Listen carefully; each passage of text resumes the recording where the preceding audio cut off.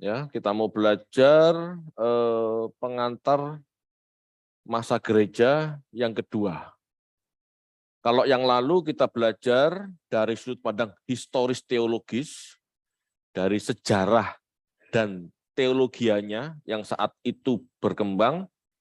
Saat ini kita mau belajar dari sudut pandang historis geografis. Ya, kalau yang lalu pemikiran-pemikiran, ya pemikiran Tuhan Yesus, pemikiran para rasul awal, gitu ya. Sekarang kita akan belajar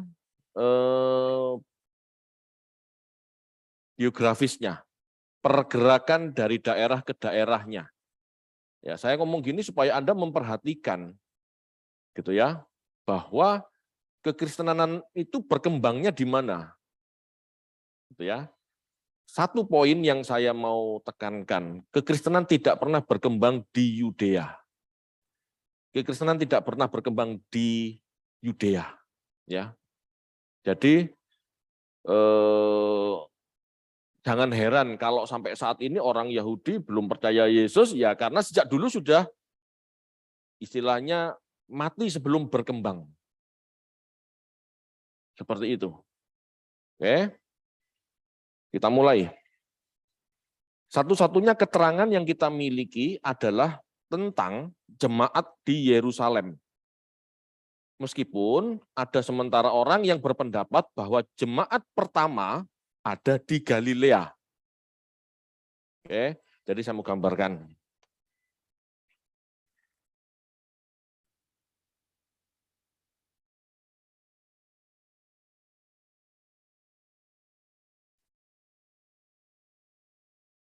Ini Israel ya.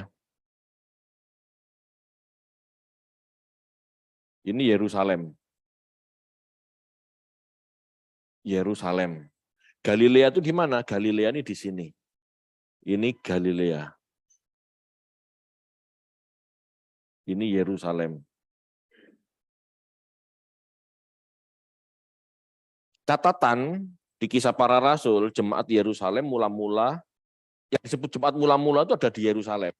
Sebetulnya di Galilea kemungkinan besar juga ada jemaat sebelum Yerusalem muncul. Ya. Kita bisa baca di Matius 28 ayat 16.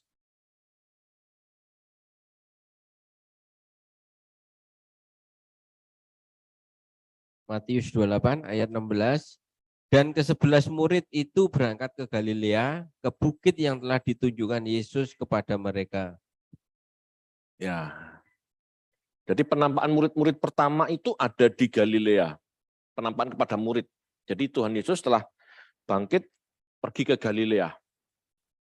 Kemungkinan besar di sana ada jemaat. Dan sampai saat ini di Galilea cukup banyak kekristenan. Ya. Tetapi yang tercatat di Alkitab sebagai jemaat mula-mula adalah Yerusalem. Ya, kita baca di Kisah 2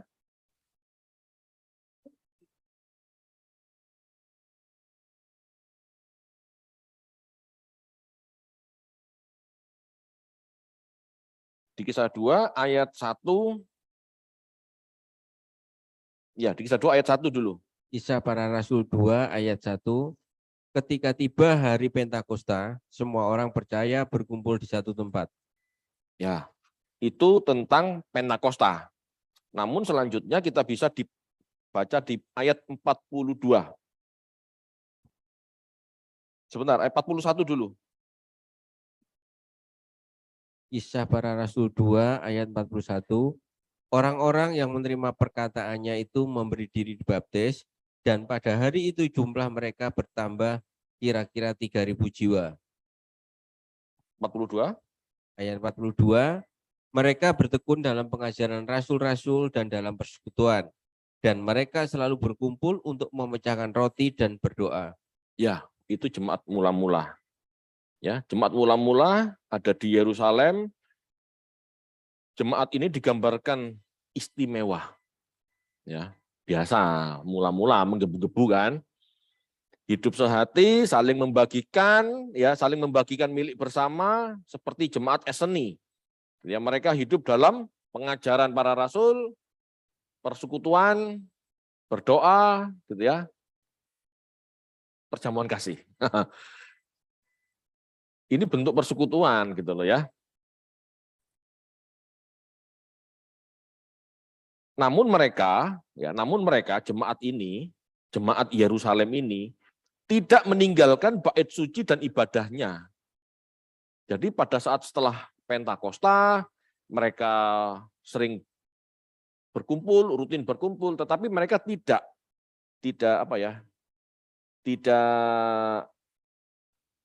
meninggalkan tradisi Yahudinya.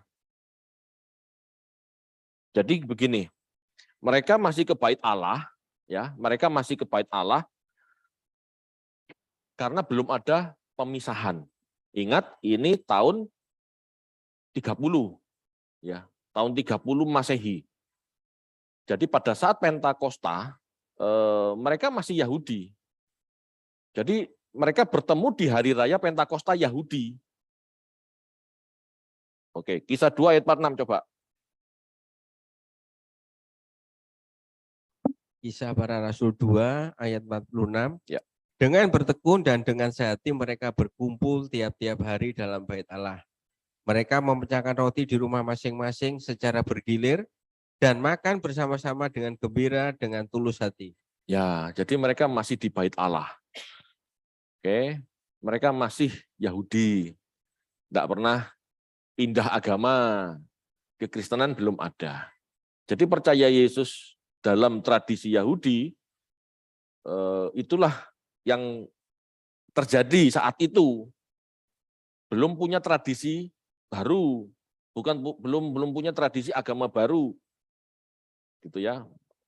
Mereka berbicara, mereka berdiskusi, mereka beribadah, semua dalam nuansa Yahudi, Yudaisme.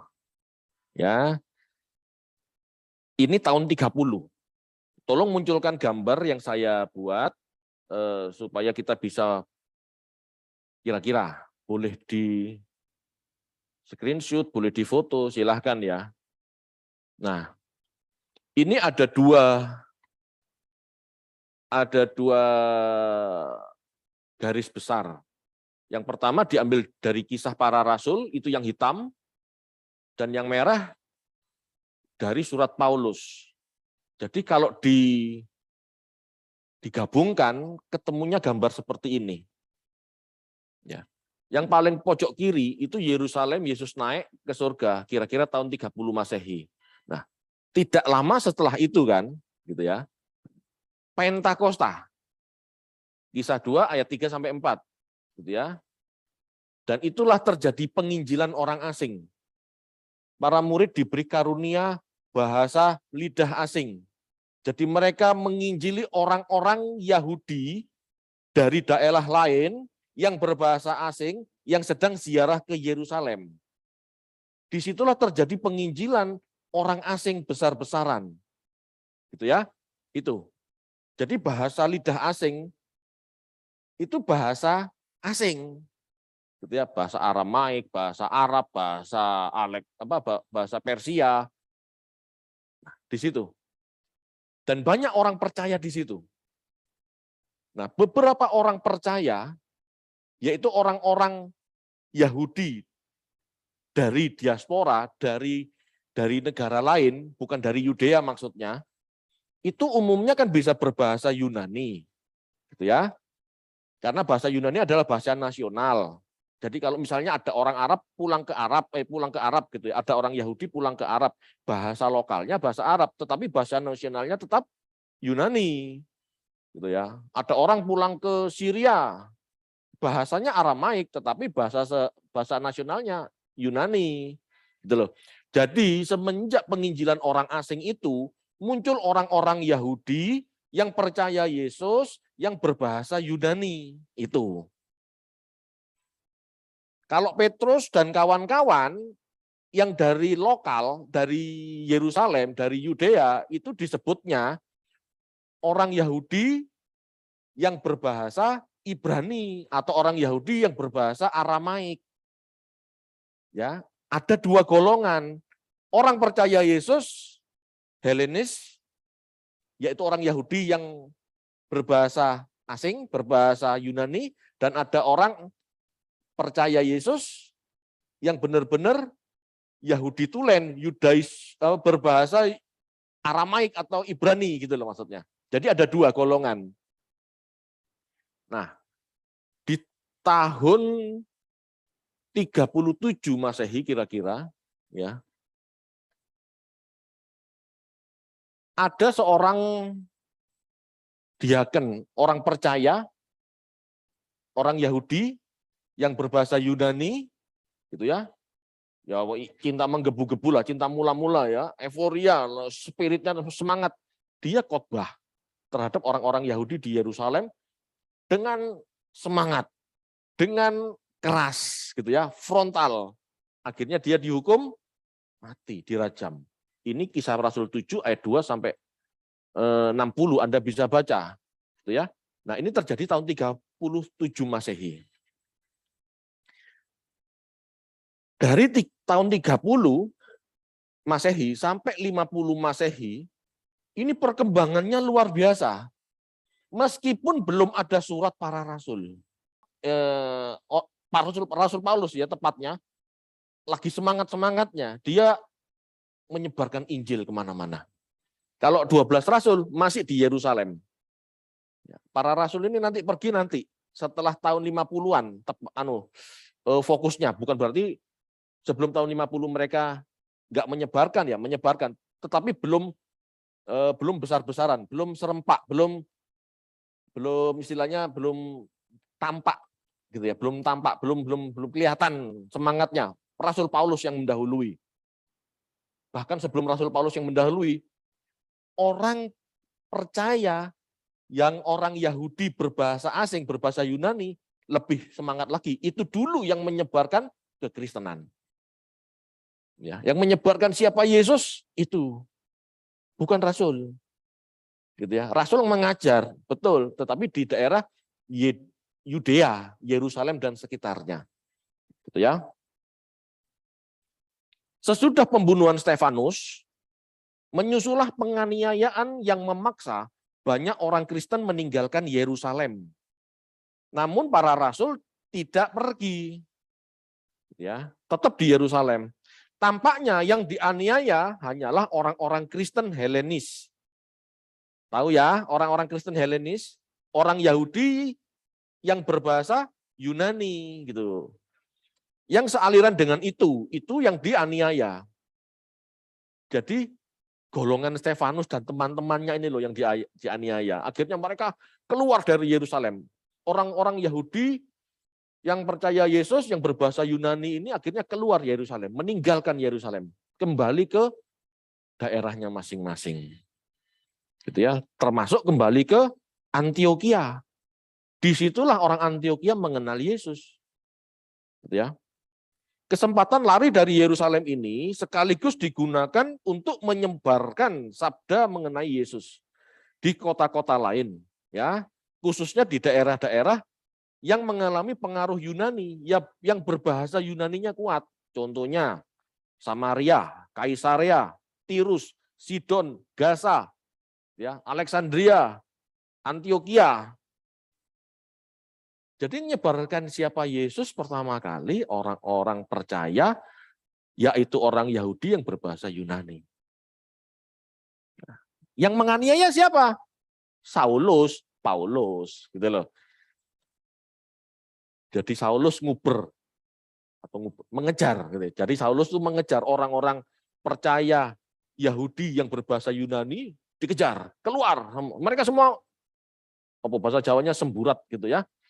Ada yang ke Alexandria, ada yang ke Gaza, ada yang ke mana-mana, termasuk ada yang ke Antioquia, ada yang ke Damsyik. Nah, Paulus mengejar orang-orang Kristen yang lari ke Damsyik. Disitulah Rasul Paulus mendapat penyataan Tuhan di tengah jalan, gitu ya. Jadi perlu diperhatikan bahwa kegiatan misioner yang pertama tidak diprakarsai oleh pengikut pertama atau orang Yahudi Ibrani, tidak. Seperti Petrus dan kawan-kawan tidak keluar Yerusalem. melainkan muncul dari lingkungan orang-orang Yahudi berbahasa Yunani yang berasal dari berbagai daerah diaspora. Ngerti ya diaspora? Diaspora itu artinya menyebar. Gitu. Mereka ini melihat bahwa dalam diri Yesus terpenuhi harapan-harapan keagamaan yang mendorong mereka kembali ke Yerusalem. Mereka juga yakin bahwa orang-orang kafir termasuk dalam rencana penyelamatan Allah. Jadi orang-orang ini, orang-orang Yahudi berbahasa Yunani, gitu ya, semenjak pencurahan Roh Kudus banyak yang percaya. Banyak orang-orang Yahudi yang berbahasa Yunani percaya semenjak Pentakosta. Karena rasul-rasul itu bisa ngomong bahasa asing tanpa belajar. Mereka mengenal Yesus dari para rasul tanpa apa? Tanpa diterjemahkan. Loh, kok begini? Itulah mujizat. Jadi sejak itu banyak orang Yahudi berbahasa Yunani yang percaya. Nah, dalam waktu 7 tahun itu, sebelum aniaya di Yerusalem, ini kan keluar masuk orang-orang Yahudi berbahasa Yunani itu. Ada yang pulang dulu, memberitakan Injil, lalu yang di daerah percaya, berminat, akhirnya datang ke Yerusalem, ketemu para rasul, diceritain lagi, keluar lagi, gitu. Paham ya? Jadi 7 tahun itu banyak orang percaya di luar Yudea, ya, Yahudi berbahasa Yunani yang percaya Yesus. Jadi 7 tahun itu masa-masa luar biasa. Ya. Ingat, Yahudi yang berbahasa Yunani yang percaya. Bukan Yahudi lokal, bukan Yahudi Yerusalem, bukan Yahudi Yudea, bukan. Ya. Oke, sampai di situ dulu. Nah, ini ngomong yang lain ya, supaya Anda itu di satu sisi ya.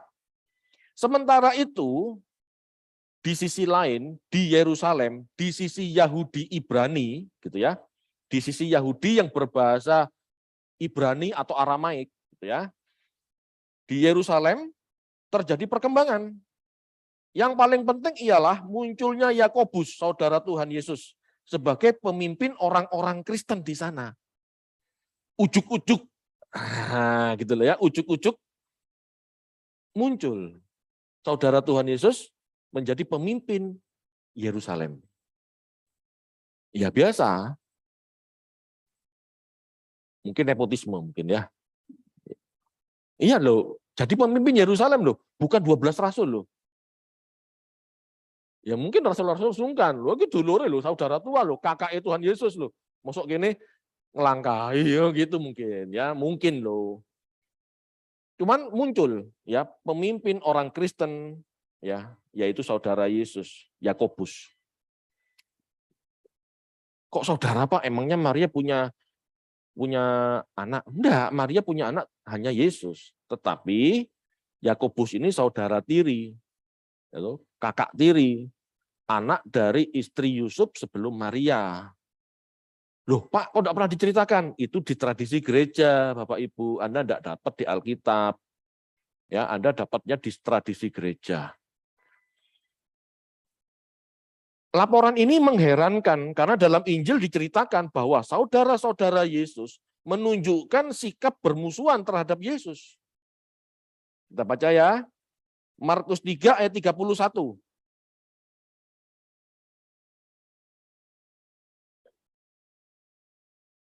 Markus 3 ayat 31.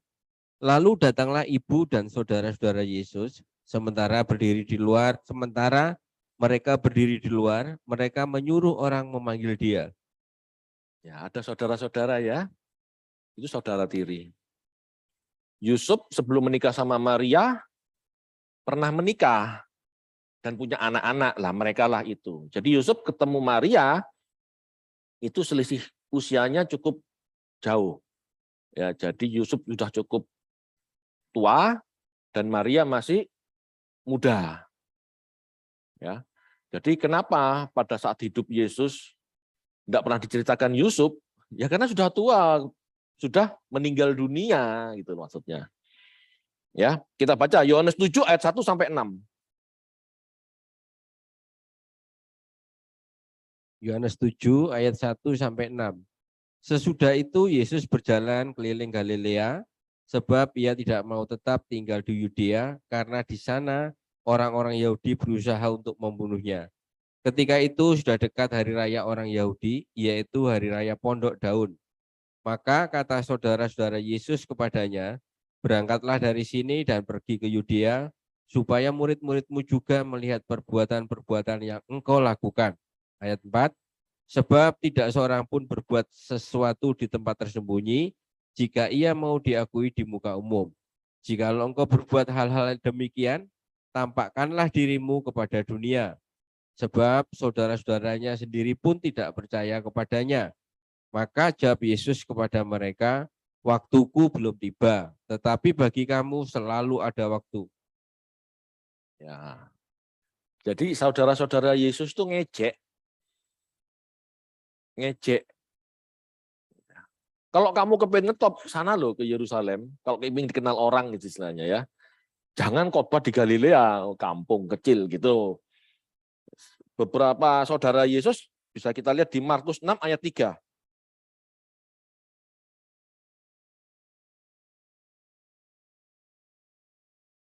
Markus 6 ayat 3, bukankah ia ini tukang kayu, anak Maria, saudara Yakobus, Yoses, Yudas, dan Simon? Dan bukankah saudara-saudaranya yang perempuan ada bersama kita? Lalu mereka kecewa dan menolak dia. Jadi Yesus punya banyak saudara. Yakobus, Yoses, Yudas, Simon, dan beberapa saudara perempuan. Oke.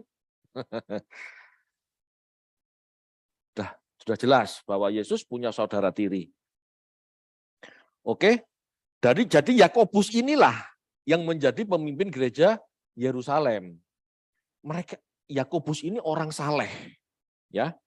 Yakobus ini orang saleh, dalam Yudaisme orang saleh. Makanya sebagai orang saleh yang percaya Yesus gitu ya. Orang Farisi juga mikir, ini gimana harusnya gitu ya. Jadi sebelum Yesus bangkit, saudara-saudara Yesus kan tidak percaya.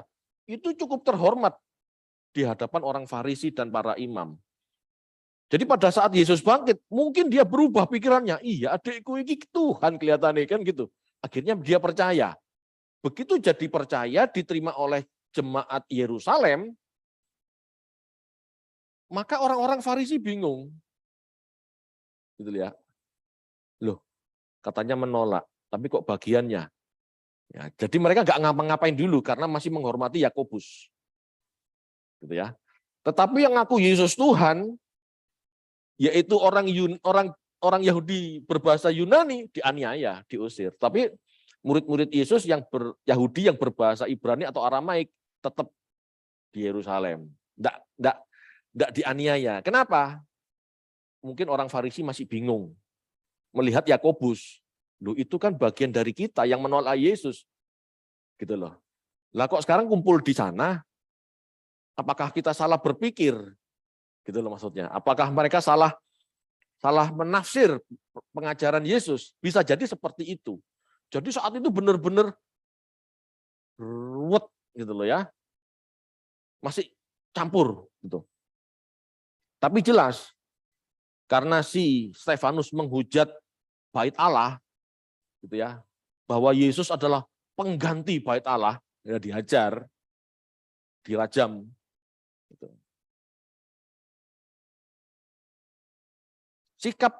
Sikapnya Yakobus dulu menolak Yesus. Ini menguntungkan kedudukannya sekarang.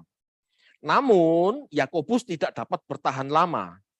Menurut Yosefus, ya, pada tahun 62 Masehi, ia bersama-sama pengikutnya dijatuhi hukuman mati oleh Ananus, anak Hanas, yang ikut bertanggung jawab dalam menjatuhkan hukuman mati kepada Yesus. Ya, jadi akhirnya tahun 62, jadi setelah masa gereja, setelah masa 20 tahun ini, ya tahun 62, ini terakhir kan tahun 50. Nah, tahun 62, 12 tahun kemudian, Yakobus, kakak Yesus, dihukum mati. Kalau nggak salah itu digantung di bait Allah. Ya, dapat dibayangkan bahwa peristiwa ini melemahkan jemaat Kristen di Yerusalem. Jadi orang Kristen Yahudi berbahasa Aram goyah pada saat Yakobus dibunuh. Catatan Yosefus ini, tahun 62, ia bersama dengan beberapa pengikutnya dijatuhi hukuman mati oleh Imam Agung Ananus, anak Hanas. Ya, kalau nggak salah ini pernah saya ceritakan pada saat kejatuhan Yerusalem. Matius 23, Matius 24 ya, bisa Anda dengar. Jadi matinya Yakobus kakak Yesus tidak diceritakan dalam Alkitab. Oke, lanjut. Menurut Eusebius, sebelum pemberontakan Yahudi yang pertama tahun 66 sampai 70, orang-orang Kristen di Yudea pergi ke Pela, ya, di wilayah Dekapolis. Kepergian ini pada suatu penglihatan atau arahan Tuhan. Ya, Tuhan Yesus kan pernah ngomong di Markus 13 ayat 14 sampai 22. Kalau pembinasa keji itu datang, larilah ke gunung. Nah, itu kan kisah kehancuran Yerusalem. Jadi orang-orang Yahudi yang dianiaya itu berpikir masa itu akan datang, akhirnya lari ke gunung.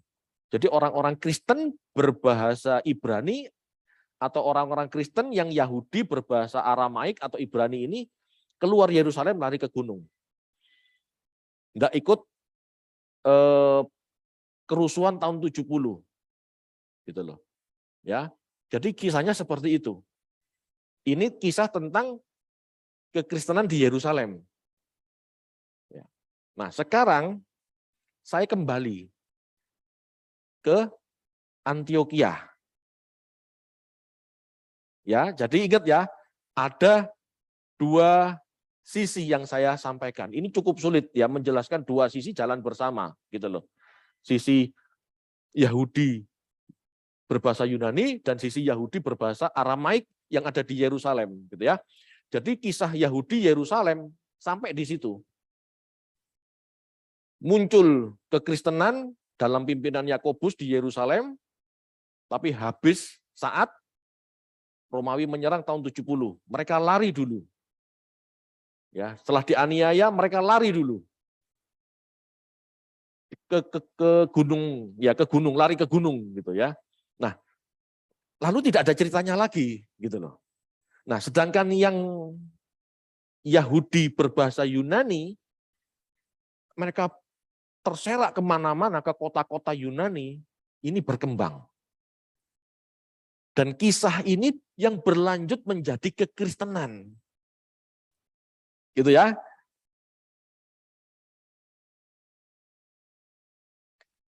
Salah satu pusat kekristenan di luar Palestina yang mempunyai peranan penting dalam perkembangan Kristianisme adalah Antioquia. Kota ini sangat dipengaruhi oleh Helenisme. Meskipun di sana hidup juga orang-orang Yahudi. Ya, kota itu didirikan tahun 300 sebelum Masehi. Jadi benar-benar kota Yunani, berbahasa Yunani. Disinilah pertama kalinya pengikut-pengikut Yesus disebut Kristen. Kisah Para Rasul 11 ayat 26.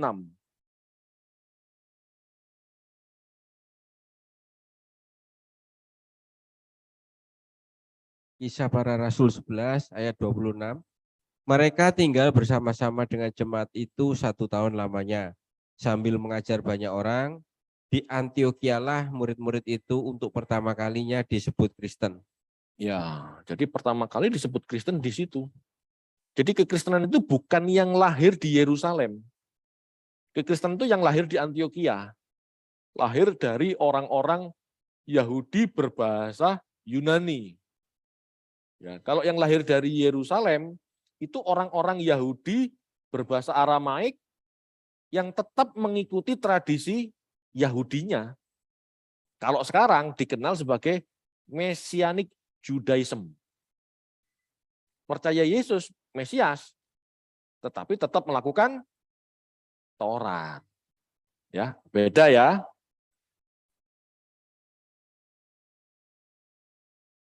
Kemungkinan besar orang-orang Yahudi Helenis mewartakan kabar keselamatan tentang Yesus kemana-mana. Itu ya.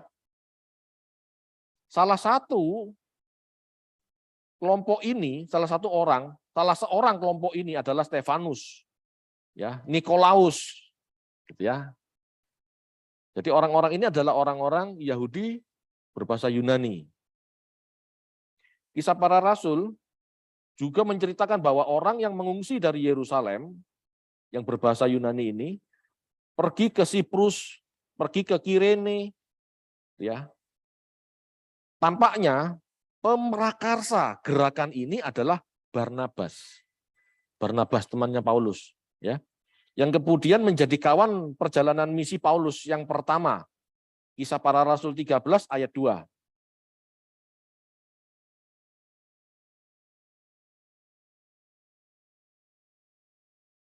Kisah Para Rasul 13 ayat 2. Pada suatu hari ketika mereka beribadah kepada Tuhan dan berpuasa, berkatalah Roh Kudus, khususkanlah Barnabas dan Saulus bagiku untuk tugas yang telah kutentukan bagi mereka. Ya, jelas ya. Jadi Paulus dan Barnabas ini rekan seperjalanan. Dialah yang memperkenalkan Paulus kepada gereja Antioquia dengan menjemputnya dari Tarsus. Ya, tetapi tampaknya Paulus dan Barnabas berpisah ketika harus melaksanakan perutusan ini. Menurut Paulus, Barnabas dan Petrus itu ragu-ragu untuk makan bersama orang kafir. Kalau dilihat oleh para pemimpin Yerusalem, sikap ini melanggar persetujuan yang telah dicapai dengan Paulus. Jadi pada saat Kisah Para Rasul 15, yaitu sidang Yerusalem, sudah ada kesepakatan. Nah, kita baca ya. Kisah Para Rasul 15 ayat 1 sampai 29. Nah, cukup banyak, Pak. Kisah Para Rasul 15 ayat 1 sampai 29. 29. Haleluya. Beberapa orang datang dari Yudea ke Antioquia dan mengajarkan mereka saudara-saudara di situ. Jikalau kamu tidak disunat menurut adat istiadat yang diwariskan oleh Musa, kamu tidak dapat diselamatkan. Tetapi Paulus dan Barnabas dengan keras melawan dan membantah pendapat mereka itu, akhirnya ditetapkan supaya Paulus dan Barnabas serta beberapa orang lain dari jemaat itu pergi kepada rasul-rasul dan panatua-panatua di Yerusalem untuk membicarakan soal itu. Mereka diantarkan oleh jemaat sampai keluar kota, lalu mereka berjalan melalui Finisia dan Samaria, dan di tempat-tempat itu mereka menceritakan tentang pertobatan orang-orang yang tidak mengenal Allah. Hal itu sangat menggembirakan hati saudara-saudara di situ. Setibanya di Yerusalem, mereka disambut oleh jemaat dan oleh rasul-rasul dan penatua-penatua. Lalu mereka menceritakan segala sesuatu yang Allah lakukan dengan perantaraan mereka. Tetapi beberapa orang dari golongan Farisi yang telah menjadi percaya datang dan berkata, orang-orang bukan Yahudi harus disunat dan diwajibkan untuk menuruti hukum Musa. Maka bersidanglah rasul-rasul dan penatua-penatua untuk membicarakan soal itu.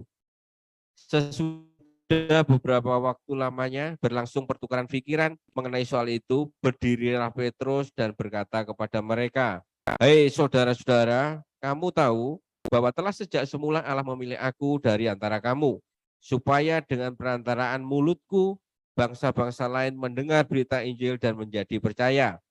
Dan Allah yang mengenal hati manusia telah menyatakan kehendaknya untuk menerima mereka, sebab Ia mengaruniakan Roh Kudus juga kepada mereka sama seperti kepada kita. Dan Ia sama sekali tidak mengadakan perbedaan antara kita dengan mereka, sesudah Ia menyucikan hati mereka oleh iman." Ayat 10, kalau demikian, mengapa kamu mau mencobai Allah dengan meletakkan pada tengkuk murid-murid itu suatu kuk yang tidak dapat dipikul baik oleh nenek moyang kita maupun oleh kita sendiri? Sebaliknya, kita percaya bahwa oleh kasih karunia Tuhan Yesus Kristus kita akan beroleh keselamatan sama seperti mereka juga. Maka diamlah seluruh umat itu. Lalu mereka mendengarkan Paulus dan Barnabas menceritakan segala tanda dan mujizat yang dilakukan Allah dengan perantaraan mereka di tengah-tengah bangsa-bangsa lain. Setelah Paulus dan Barnabas selesai berbicara, berkatalah Yakobus, "Hai saudara-saudara, dengarkanlah aku. Simon telah menceritakan bahwa sejak semula Allah menunjukkan rahmat-Nya kepada bangsa-bangsa lain, yaitu dengan memilih suatu umat dari antara mereka bagi namanya. Hal itu sesuai dengan ucapan-ucapan para nabi seperti yang tertulis, kemudian aku akan kembali dan membangun kembali pondok Daud yang telah roboh, dan reruntuhannya akan kubangun kembali dan akan kuteguhkan, supaya semua orang lain mencari Tuhan dan segala bangsa yang tidak mengenal Allah yang kusebut milikku, demikianlah firman Tuhan yang melakukan semuanya ini, yang telah diketahui dari sejak semula. Sebab itu aku berpendapat bahwa kita tidak boleh menimbulkan kesulitan bagi mereka dari bangsa-bangsa lain yang berbalik kepada Allah. Cukup. Sementara cukup, Pak. Jadi poinnya ada di ayat 19. Ya. Jadi kita tidak boleh menimbulkan kesulitan bagi mereka dari bangsa-bangsa lain yang berbalik kepada Allah. Percaya Yesus, mengikuti ajarannya, itu sama dengan berbalik kepada Allah. Dinyatakan sama. Gitu ya. Jadi tidak perlu ikut Yahudi, tidak perlu jadi proselit, itu maksudnya. Cuman ada catatan di situ. Gitu ya. Cuman jangan makan apa gitu ya. Ayat 20 coba Pak, ayat 20 saja. Kisah 15 ayat 20. Tetapi kita harus menulis surat kepada mereka supaya mereka menjauhkan diri dari makanan yang telah dicemarkan berhala-berhala, dari percabulan, dari daging binatang yang mati dicekik, dan dari darah. Jadi itu tentang sidang Yerusalem. Karena dalam 20 tahun pelayanan ini terjadi perbedaan pendapat. Orang percaya Yesus, orang Kristen perlu enggak jadi Yahudi dulu? Gitu ya. Enggak perlu. Lah buktinya Tuhan menjamah. Dengan Roh Kudus Tuhan menjamah mereka. Jadi enggak perlu jadi Yahudi dulu. Buktinya Roh Kudus menjamah mereka, orang yang tidak bersunat ini. Gitu loh. Jadi mereka memutuskan ya, enggak perlu jadi Yahudi. Ini pertentangan ini cukup alot. Kelihatannya baik-baik di Kisah Para Rasul ya, tapi cukup alot. Kita baca Galatia 2 ayat 4 sampai 6. Galatia 2 ayat 4 sampai 6. Memang ada desakan dari saudara-saudara palsu yang menyusup masuk, yaitu mereka yang menyelundup ke dalam untuk menghadang kebebasan kita yang kita miliki di dalam Kristus Yesus, supaya dengan jalan itu mereka dapat memperhambakan kita. Tetapi sesaat pun kami tidak mau mundur dan tunduk kepada mereka, agar kebenaran Injil dapat tinggal tetap pada kamu. Dan mengenai mereka yang dianggap terpandang itu, bagaimana kedudukan mereka dahulu, itu tidak penting bagiku. Sebab Allah tidak memandang muka, bagaimanapun juga mereka yang terpandang itu tidak memaksakan sesuatu yang lain kepadaku. Tahu enggak yang dianggap terpandang itu siapa? 12 rasul. Jadi pada saat sidang itu ya ada 12 rasul, ada Paulus, ada Barnabas, terus ada Titus, ada juga golongan Farisi yang percaya Yesus. Orang Farisi yang percaya Yesus saat itu. Mereka lah yang ngotot supaya orang percaya Yesus jadi Yahudi dulu. Wah, debat. Makanya Rasul Paulus ngomong, tetapi sesaat pun kami tidak mau mundur dan tidak mau tunduk. Waduh, itu bayangkan debatnya itu. Nggak mundur.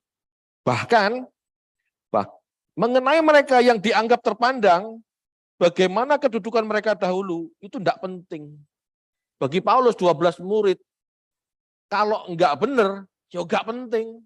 Enggak tak dengerin. Itu ayat itu lu ngomong gitu. Enggak pernah dibahas ya. Paulus berani. Kenapa?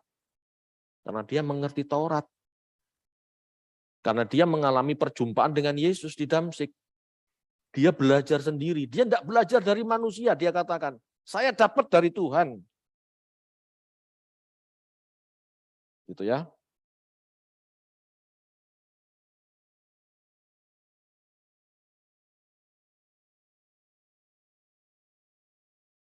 Ayat 9 tolong dibaca, Pak. Kisah 2 ayat 9, Galatia Galatia. 2 ayat 9.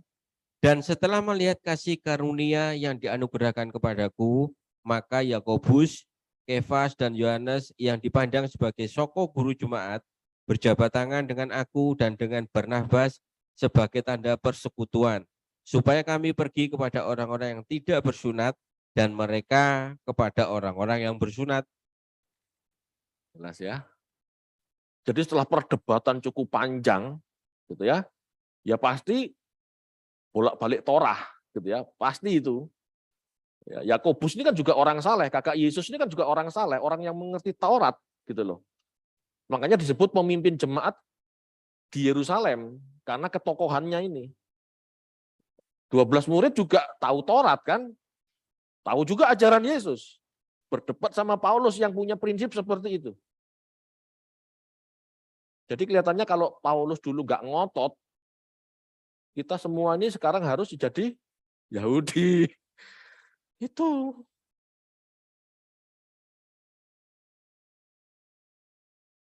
Paulus belajar Taurat. Paulus menerima penjelasan dari Tuhan. Loh Pak, kapan ketemu Tuhan? Di Damsik. Dia buta 3 hari. Emangnya nganggur. Orang buta pasti merenung. Nggak mungkin orang buta itu sibuk. Betul? Sekarang baca yuk. Galatia 1 ayat 11 sampai 12.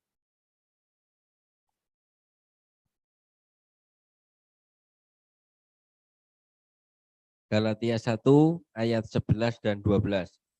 Sebab aku menegaskan kepadamu, saudara-saudaraku, bahwa Injil yang kuberitakan itu bukanlah Injil manusia, karena aku bukan menerimanya dari manusia, dan bukan manusia yang mengajarkannya kepadaku, tetapi aku menerimanya oleh penyataan Yesus Kristus. Ya. Paulus tidak belajar dari manusia. Paulus tahu siapa Yesus dari penyataan Yesus. Di Damsik dia melihat Yesus sekaligus dibukakan pengertian Tauratnya di otaknya itu. Bukan mistis ya, tetap ada penjelasan gitu loh, tetap ada penjelasan. Mungkin 3 hari itu. Dulu saya berpikir Paulus ini setelah buta 3 hari itu kan berangkat ke Yerusalem. Ternyata tidak. Sebelum berangkat ke Yerusalem, Paulus ini ke Arab.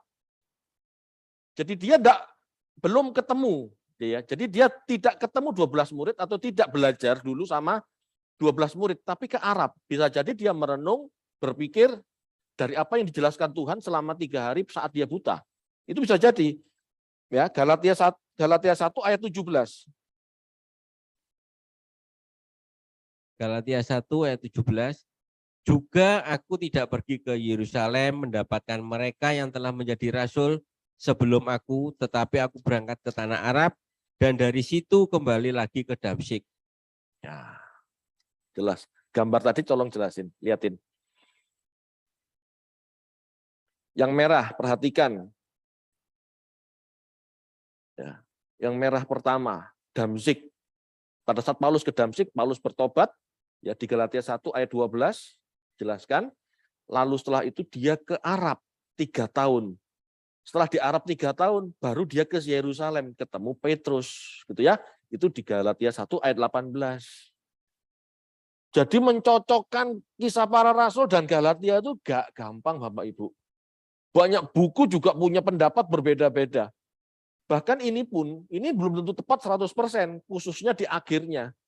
Ya, jadi setelah Paulus bertobat, ketemu Petrus di Yerusalem, setelah itu 11 tahun kemudian baru sidang Yerusalem, atau sebelum sidang Yerusalem dia sempat ketemu Petrus atau rasul-rasul sekali gitu ya.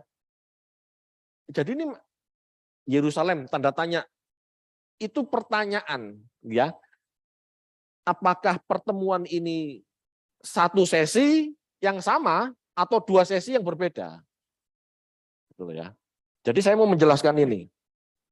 Supaya kenapa sih serumit ini? Supaya Anda besok pada saat baca kitab Galatia, kisah para rasul, Anda tahu posisinya memahami konteks ayat ini seperti apa. Gitu ya. Jadi Rasul Paulus benar-benar berdebat, benar-benar berjuang, ngotot.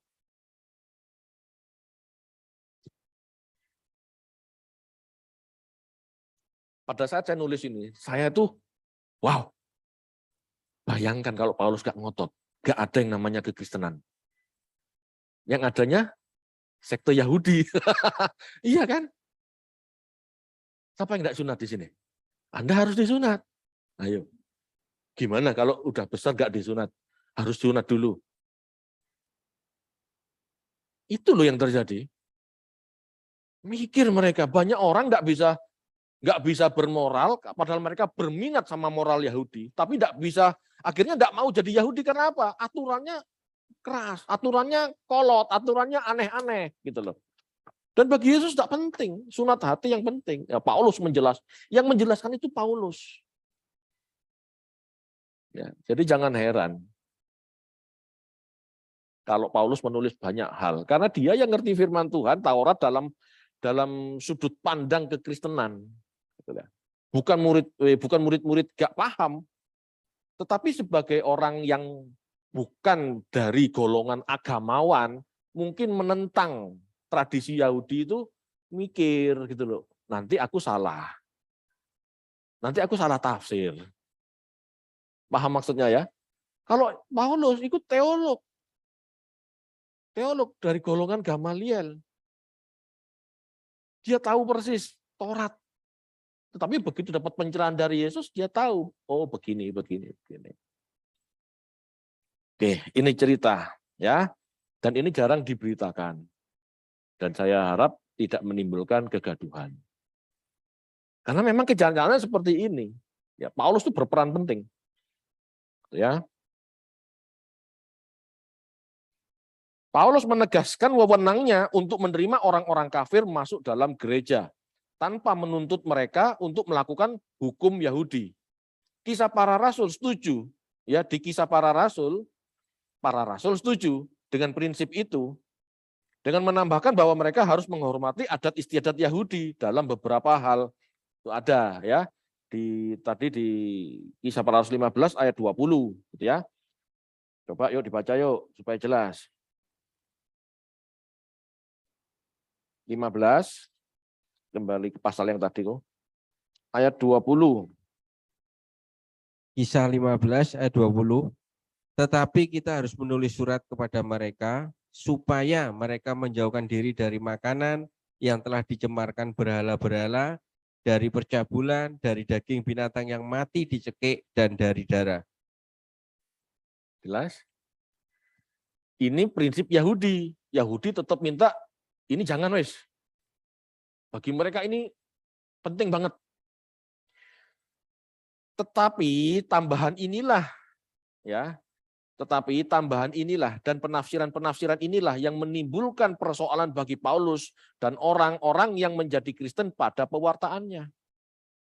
Dilarang makan penyembahan berhala, gitu kan? Betul. Yang telah dicemarkan berhala-berhala. Makanya di surat Paulus yang lain, mana ada berhala? Paulus ngomong gitu kan? Ingat ya? Tidak ada berhala di dunia ini. Yang ada hanya Allah. Berhala-berhala yang kamu anggap berhala sebetulnya kan bukan Allah. Jadi kamu sebetulnya makan makanan yang dipersembahkan berhala pun tidak ada masalah. Kenapa? Karena Allah-Allah itu bukan Allah. Berhala-berhala itu bukan Allah. Makan-makan aja, tidak ada masalah. Gitu loh. Tetapi Rasul Paulus ngomong, kalau ada orang Yahudi di situ, hormatilah supaya kamu tidak menyandungi dia yang lemah imannya itu. Paham? Tuh ya, ini keren. Ya, banyak orang yang nggak ngerti. Tetapi kalau tahu ceritanya, tahu teologianya Paulus, ya kita paham. Ya kita mengerti kan teologi Yahudi ini kan campur dengan mistis. Percaya hari-hari, gitu-gitu kan. Ya jadi harus hati-hati. Teologi Paulus inilah yang mencerahkan banyak orang sehingga kita itu tahu esensi kebenarannya. Keren. Dan para rasul ya sepakat dengan Paulus. Kan dikatakan bergandeng tangan, akhirnya mereka berjabat tangan. Gitu ya, di Galatia tadi kan dikatakan aku berjabat tangan gitu ya. Mungkin mereka setengah hati atau masih mikir gitu loh. Tetapi Paulus yo enggak gitu loh. Kecuali memang ada orang Yahudi, kamu harus berpikir. Jangan jadi batu sandungan, udah itu aja. Tetapi makan daging berhala, daging dan berhala tidak ada masalah. Saya makan, tidak ada masalah. Setelah saya mengerti ini, oh iya, dulu saya tidak berani makan. Ilo takut kan itu toh. Sekarang ada orang teman-teman saya cengbeng, ada apa, makan ya makan aja. Ya, jadi ini harus dipahami dengan benar. Jadi kalau kita ngerti kronologisnya, kita tidak bingung. Ya. Apa yang kita makan dibuang ke jamban, itu kan ditulis Markus. Yang ditulis Markus itu muncul tahun 60-an. Gitu ya. Tulisannya Markus kan muncul tahun 60-an.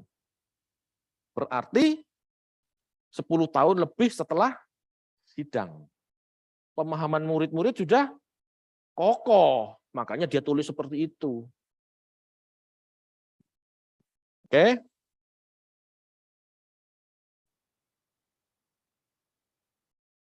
Jadi siapakah sebenarnya lawan-lawan Paulus? Ada dua, ya. Lawan Paulus yang pertama adalah kelompok keyahudian. Ya. Ini kalau Anda mau baca bisa di Jemaat Galatia dan Filipi. Jadi bacaan Galatia dan Filipi itu istilahnya penjelasan-penjelasan tentang istilahnya pembelaan Paulus tentang kekristenan ya terhadap kelompok Yahudi. Kelompok kedua adalah kelompok Gnostik. Ya, yang pandangan-pandangan filsafatnya membuat mereka mengambil posisi yang tidak dapat diterima oleh Paulus dalam hal seksualitas, kebangkitan maupun pribadi Kristus. Nah, pembelaan Paulus ada di Korintus dan Kolose. Di surat Korintus dan Kolose itu Paulus sedang membela kekristenan, membela paham kekristenan dari kelompok Gnostik. Kalau Jemaat Galatia dan Filipi dari kelompok Yahudi. Nah, pada saat kita membaca itu akhirnya kita mengerti. Oh, ini toh yang dimaksud. Oh, ini toh yang dimaksud. Ya, jadi surat-surat itu ada tujuannya untuk apa gitu. Sementara kita harus selalu ingat kekristenan pada awalnya memahami dirinya dalam hubungan dengan Yudaisme. Kalau demikian, kita akan dapat mengerti pengaruh jatuhnya Yerusalem dan bait suci. Kalau Anda sudah mendengar khotbah saya di Matius 24, ya, atau membaca di Markus 13, Lukas 21, begitu bait Allah hancur, tahun 70 ya, maka kekristenan memandang dirinya dengan perspektif baru. Bukan lagi perspektif Yahudi yang terikat bait Allah. Itu sebabnya Matius, Markus, Lukas tidak ragu-ragu menyatakan bahwa Yesus itulah bait Allah yang baru. Robohkan bait Allah ini. Aku bangun 3 hari. Itu maksudnya siapa? Diri Yesus. Dan memang kenyataannya bait Allah sudah hancur. Itu loh. Sebagai orang Yahudi, tidak mungkin penulis kitab suci, penulis Matius, Markus, Lukas berani ngomong begitu kalau bait Allah belum hancur. Bisa mati dibunuh, bisa dirajam. Tetapi dengan hancurnya bait Allah, mereka mengerti. Oh, Tuhan tuh bisa menjamah manusia tanpa melalui bait suci. Gitu loh.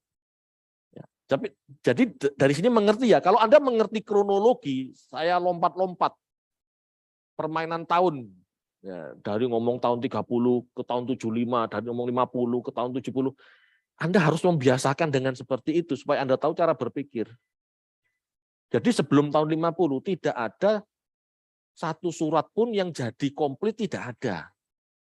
Mulai zaman Tuhan Yesus melayani tahun 30 atau 27 lah kira-kira kan. Tahun 27 sampai tahun 50 itu tidak ada tulisan. Tulisan suci perjanjian baru tidak ada. Semua ditulis setelah tahun 50. Tahun 50 yang berani menulis surat itu cuma Paulus. Gitu loh ya. Jadi setelah itu mereka mengerti semua. Oh, kekristenan itu seperti ini. Gitu loh. Tidak terikat tempat dan waktu. Boleh semua. Mereka semua terbuka setelah itu. Tapi sebelum itu terjadi, Paulus sudah tahu dulu. Mengerti dulu melalui kitab suci. Ya, keren. Jadi tertarik saya membedah Paulus. Oke. Bagi orang-orang Kristen yang tetap dekat dengan bait suci, maksudnya orang-orang percaya Yahudi yang berbahasa Aramaik atau bahasa Ibrani, sampai matinya Yakobus pemimpin mereka dan hancurnya bait suci, gitu ya, menjadi bukti bahwa Allah membenarkan keyakinan mereka. Gitu ya. Bagi orang-orang Helenis dan jemaat Paulus, peristiwa hancurnya bait suci itu meneguhkan Injil kebebasan yang diwartakan oleh Paulus, tidak terikat Yahudi. Gitu ya. Bagi jemaat lain seperti jemaat Yohanes atau jemaat yang dituju kepada orang Ibrani, kehancuran bait suci ya, itu berarti bahwa peranan bait suci digantikan oleh ibadah yang sejati dalam roh dan kebenaran. Ya. Dengan demikian dapat dimengerti sesudah tahun 70 Masehi, kekristenan semakin menjadi gerakan bangsa-bangsa lain menjauh dari tradisi bait Allah. Itu kekristenan. Tapi anehnya sekarang apa? Gereja sekarang mendukung pembangunan bait suci. Kasih persembahan, kirim uang ke bait suci, ke Israel untuk bait suci. Masalahnya yang terima sana siapa? Orang Yahudi sebetulnya untuk pembangunan bait Yahudi sebetulnya tidak mau terima persembahan dari luar, kan goyim. Aneh juga ya. Jadi sana terima siapa? Enak itu, lumayan itu.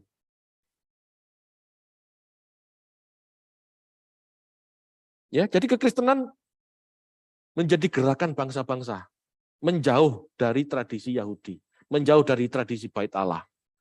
Jadi benar-benar kekristenan itu ngambil apa? Pesan moralnya, bukan liturginya, bukan hukum-hukumnya, tetapi pesan moral Tuhan Yesus itu yang diambil. Dulu kan saya nggak ngerti, kan bingung. Kenapa ya ini tidak dipakai? Kenapa perpuluhan tidak dipakai ya? Kenapa tidak ada baik? Kenapa tidak ada korban bakaran lagi? Bait Allah tidak ada kan bisa dibuat di depan rumah masing-masing. Kan gitu ya. Seperti orang Bali punya sanggah sendiri, dan buat aja sendiri. Nggak mahal kan itu. Burung tekukur, korek dibakar gitu ya. Kenapa enggak? Ya karena memang kita melepaskan diri dari itu, dari tradisi itu kan tradisi. Kebenaran itu kan di moralnya. Itu yang kita kenalkan, orang Kristen itu yang kita ikuti, ajaran Yesus itu. Jadi kekristenan berkembang di luar Yudea. Itu sebabnya tulisan-tulisan perjanjian baru memberi perhatian kepada adat istiadat Yahudi dan penafsiran barunya dalam kekristenan. Jadi kalau Matius, Markus, Lukas, dan kitab-kitab yang lain menjelaskan tradisi Yahudi, supaya orang-orang di kemudian hari yang tidak tahu tradisi Yahudi, tahu maksudnya kenapa begini, kenapa begitunya. Bukan untuk jadi Yahudinya, tetapi kenapa sih dulu begitu, gitu loh. Hanya untuk kita belajar memahami, bukan untuk mengikuti tradisinya. Paham ya sampai sini? Atau stres?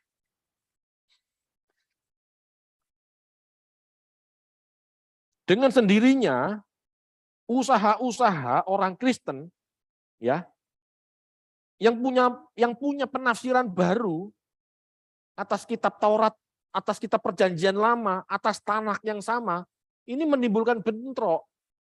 Farisi, Saduki ngomong begini, para rasul, Paulus dan lain-lain ngomong begitu, bentrok. Ya. Dan ini memuncak nanti tahun 70. Oke.